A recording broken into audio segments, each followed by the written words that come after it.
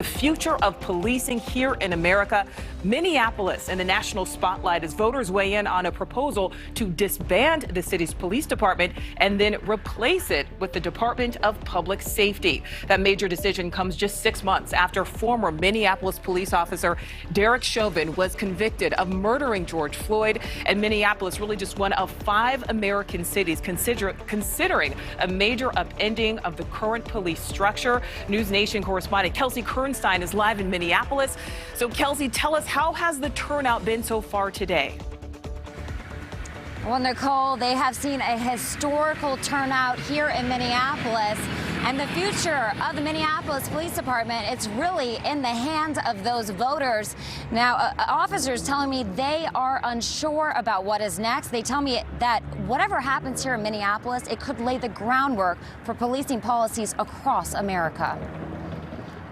A historical municipal election in Minneapolis. I'm glad that it was on the ballot, and I'm glad that the public had a chance to weigh in on it. So far, 140% increase in turnout since 2017. Significant ballot questions that are in their nature potentially controversial drive turnout. Uproar sparked after the killing of George Floyd by Minneapolis police officer Derek Chauvin. Protests erupted first in Minneapolis and across the nation, demanding the end of police brutality. And tonight, the fate of the Minneapolis Police Department, as it operates right now, still in the hands of the people. I do think the use of police is necessary, but I think that a change and restructuring and putting it on a health basis is probably the best way to move forward. Will the city keep the police department? Will it be replaced with a Department of Public Safety? Absolutely need police officers, but we don't just need police officers. And so, I hope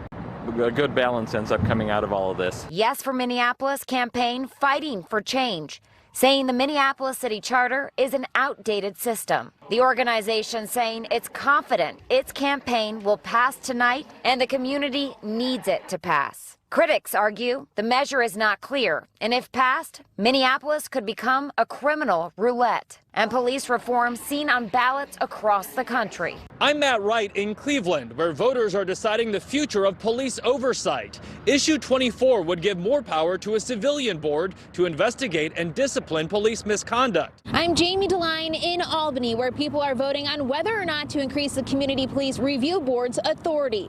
If passed, funding for the review board would be set at a minimum 1% of the Albany Police Department's operating budget. I'm Kevin Clark in Austin. It's election day, and voters will decide on a measure that would require the Austin Police Department to hire more officers and provide more training. It comes amid an increasing attrition rate of officers leaving APD and an increasing homicide rate, while the city says it would cost hundreds of millions of dollars over the next 5 years. But tonight, it falls in the hands of the voter. And here in Minneapolis, those polls close at 8 p.m. And the city clerk telling me at around 9:30, we should know the fate of the Minneapolis Police Department.